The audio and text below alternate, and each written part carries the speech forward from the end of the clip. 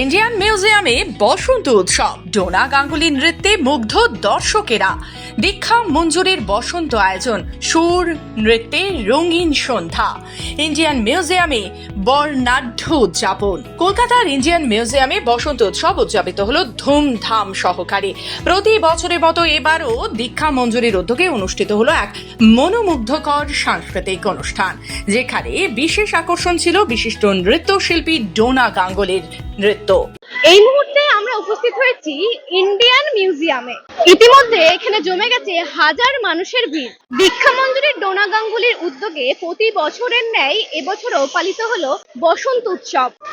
ডোনা গাঙ্গুলি নিজে সেখানে নৃত্য পরিবেশন করেছেন এবং সেখানে উপস্থিত ছিলেন একাধিক গণ্যমান্য ব্যক্তি। চলুন দেখে নিই আজকের এই প্রাক বসন্ত উৎসবের কিছু মুহূর্ত।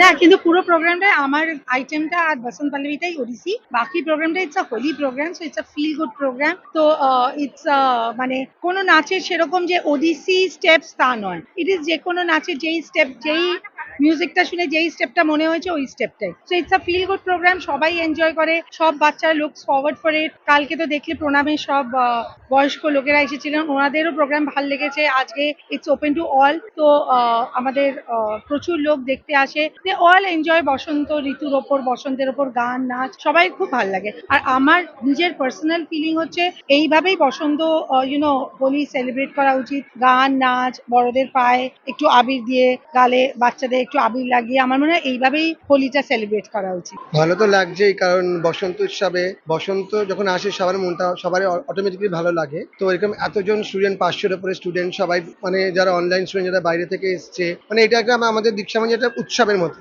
সবাই বাড়িতে থাকে, হোস্টেলে থাকে, এখানে হোটেলে আছে। তো এই বসন্ত উৎসবটাই আমাদের মানে খুব আনন্দের, মানে এই কটা দিন আমরা বেশ আনন্দের মধ্যে কাটাই। আপনার কিন্তু ভালো লাগার জিনিসগুলোতে না বেশ ইজি হয়ে যায়, কারণ যখন খুব টেনশন হয় বা খুব চাপ লাগে, যখন দেখি ওরা আনন্দ করে হেসে মুখে আনন্দ করে নাচগুলো করছে, তখন মনে হয় ওই কষ্টগুলো রিলিফ হয়ে যায়। অনুষ্ঠানে ডোনা গাঙ্গুলির নৃত্য পরিবেশনা দর্শকদের মুগ্ধ করে। তার পাশাপাশি আরো অনেক গুণী ব্যক্তিত্বের উপস্থিতিতে উৎসবের জৌলুস আরো বৃদ্ধি পায়। খুবই ভালো লাগছে। প্রায় 7-8 দিন খুবই ভালো লাগে ম্যাম। না খুব একটা বকেন, ভালো করে লাইনে সবাইকে রাখে। হ্যাঁ ম্যাম, খুব মানে ধৈর্য দিয়ে শেখান, খুব ভালোভাবে শেখান। আমার তো মোটামুটি এক সপ্তাহ খুব ভালো না বকা দেয়, কিন্তু মানে নিজে ধৈর্য ভালোবাসার মধ্যে। প্রত্যেক বছরে এক্সাইটেড আমাদের সবার মধ্যে থাকে, বছরে একটা বসন্ত উৎসব, সেটা এইভাবে সেলিব্রেট হয় এত সুন্দর করে ইন্ডিয়ান মিউজিয়ামে। তো সবাই প্রচুর এক্সাইটেড, আমরা সবাই প্রত্যেকে করছে 3-4টা গানে, তো সবাই করছে। খুব অলওয়েজ ভালো। আরে বাবা, গুরুমা উনি আমাদের অনেক, আমরা অনেক বছর ধরে ওনার কাছে নাচ শিখছি। আমি 22 বছর, ওরা 20 বছর ধরে, অনেকজন আছে 25 বছর 30 বছর ধরে আছে। তো উনি তো আমাদের জন্য সেকেন্ড মাদার আমাদের। হ্যাঁ, বকে মানে সেরকম ভাবে না, ওনার বকাটা আমাদের কখনো বকা মনে হয় না। মানে উনি বেসিক্যালি আমাদের কারেক্ট কন্টিনিউয়াসলি করতে থাকে যতক্ষণ না ঠিক হয়। আর আন্টি না থাকলে আমাদের মনে হয় আমরা একা একা হয়তো কারেকশন করতেই পারবো না। মানে এরকম, মানে উনি একবার যদি আমাদের রিহার্সালটা দেখেও নেয় তাহলে মনে হয় যে ঠিক আছে, এবার হয়ে যাবে আমাদের।